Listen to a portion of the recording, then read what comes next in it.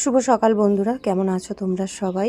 আবারও অনেক কদিন পর তোমাদের সাথে ব্লগ শেয়ার করছি। তোমরা তো জানোই যে আমার শরীরটা এখন কিছুদিন ধরে খুবই খারাপ।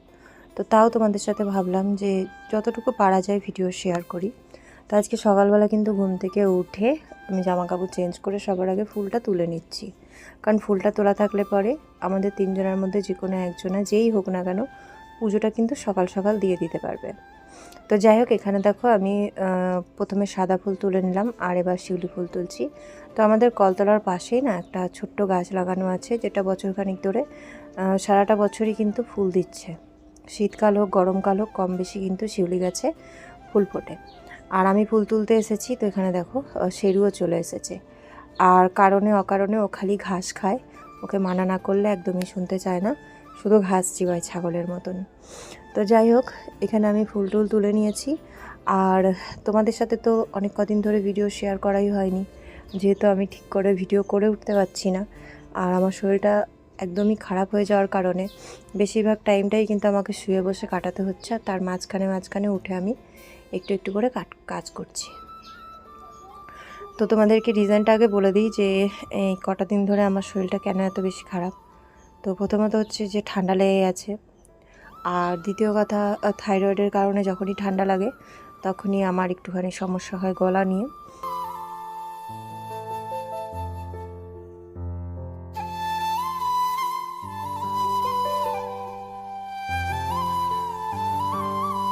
আর তাছাড়াও ঠোঁটের নিচের দিকে ভেতরে একটা ছালা পড়ার মতন হয়েছে, মানে অনেকেরই হয়তো এই জিনিসটা হয়, একটু ঘা টাইপের। ঠোঁটের ভিতরে সেই সাদা একটা চামড়া দেখা যাচ্ছে, আর চারদিকটা সে লাল হয়ে গেছে।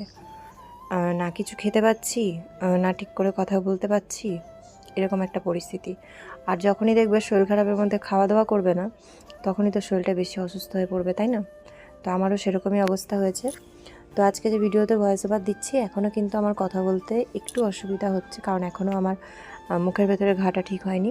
তবে ডাক্তার দেখিয়েছি, বাধ্যতামূলক আমাকে ডাক্তার দেখাতে হলো, কারণ শরীর খুবই খারাপ ছিল আর এখনও পুরোপুরি ঠিক হতে পারিনি।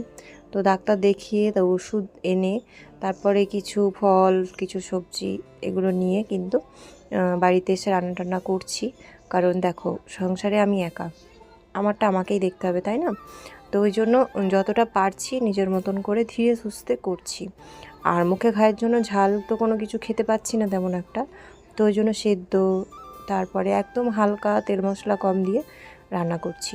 তো আমার যেহেতু শরীরটা খারাপ, তো পুচকোসোনা শুভও কিন্তু আমি যা কিছু রান্না করছি সেগুলোই কিন্তু ওরা খাওয়া দাওয়া করছে। আমার ছেলে মেয়ের তো কোনো রকমের বায়না নেই।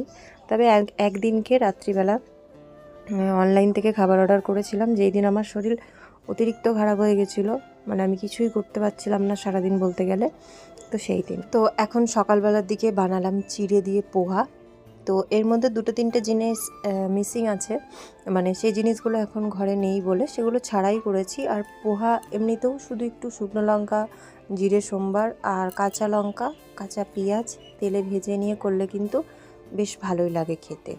তো সিম্পলভাবেই করেছি, শুভ খাবে আর আমি খাবো। পুচকুসোনা যেহেতু পোহাটা পছন্দ করে না, আগের দিনের দুটো পরোটা আছে, তো বললো যে ও বাটার দিয়ে এটা খেয়ে নেবে।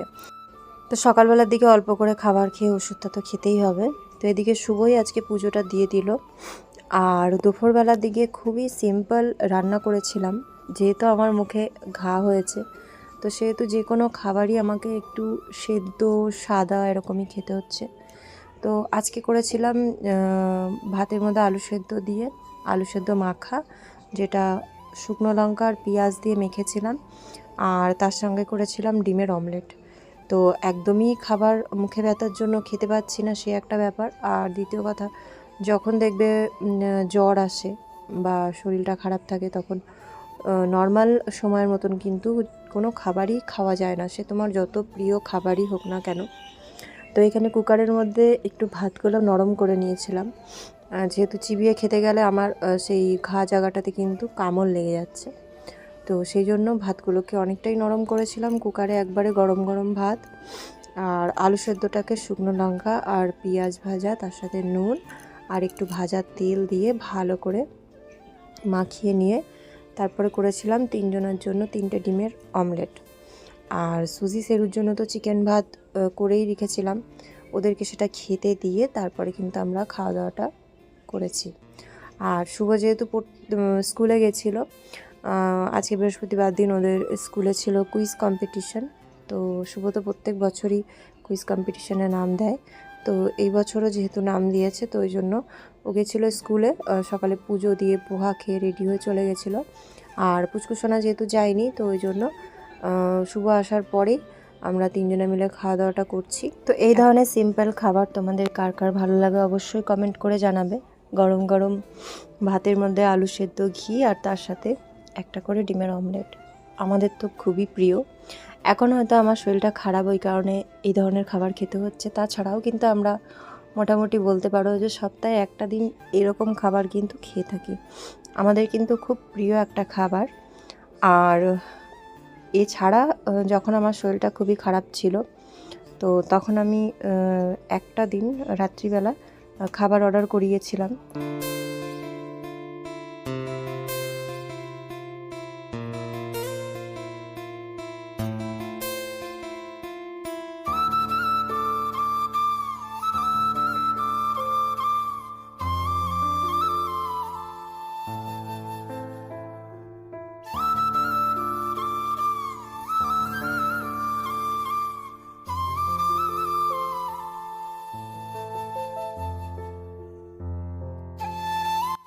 তোমাদেরকে দেখিয়ে দিই ডাক্তারখানা থেকে আমাকে কি কি ওষুধ দিয়েছিল। তো সমস্যা তো অনেক কিছুই ছিল, কিন্তু তাছাড়াও দেখলাম একটা জিনিস যে আমাকে তেমন কিছু ওষুধ দেয়নি।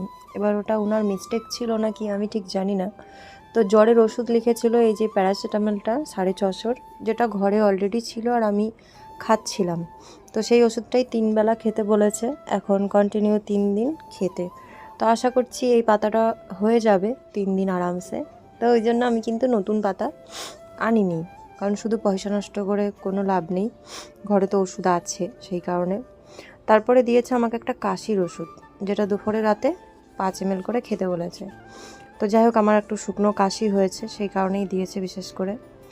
তারপরে রয়েছে একটা, এটাকে সম্ভবত অ্যান্টিবায়োটিক বলা যেতেই পারে, কারণ যে কোনো অ্যালোপ্যাথি ওষুধের সাথে কিন্তু একটা অ্যান্টিবায়োটিক ওষুধ থাকতেই হবে, না হলে শরীর খারাপটা কিন্তু তাড়াতাড়ি ঠিক হয় না। মানে অ্যান্টিবায়োটিকটা একটু মানে স্ট্রং হতে হবে, তাহলে শরীরটা তাড়াতাড়ি ভালো হয়ে যাবে। তো এটা সম্ভবত অ্যান্টিবায়োটিক। তো জাস্ট এই 3টে ওষুধ দিয়েছিল, মুখে ঘায়ের বা কোনো কিছু, কিন্তু আমাকে আর কোনো ওষুধ দেয়নি।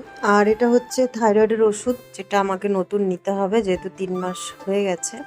এখন যেহেতু ব্লাড টেস্টটা করাতে পারছি না থাইরয়েডের, শরীরটা খারাপ বলে, কারণ শরীর খারাপের মধ্যে থাইরয়েডের টেস্ট করাটা ঠিক হবে না। তো সেই জন্য কিছুদিন পরে করাবো, শরীরটা একটু ঠিক হয়ে যাক। আর তাছাড়া ডাক্তার বলেছে 3 দিন থেকে 4 দিনের মধ্যে যদি জ্বর না কমে তাহলে নর্মালি একটা ব্লাড টেস্ট করাতে, যেটা আমাকে রিপোর্টে লিখে দিয়েছে। তো তারপরে তোমাদের সাথে শেয়ার করছি রাত্রিবেলা যে আমরা অনলাইনে অর্ডার করেছিলাম, মানে যেদিন আমার শরীরটা খুবই খারাপ ছিল, মঙ্গলবার দিন। তো সেই দিন রাতের জন্য অর্ডার করেছিলাম। এখানে রয়েছে ফ্রাইড রাইস, যেমন আমরা ঘরে তৈরি করি তো ঠিক সেই রকমই।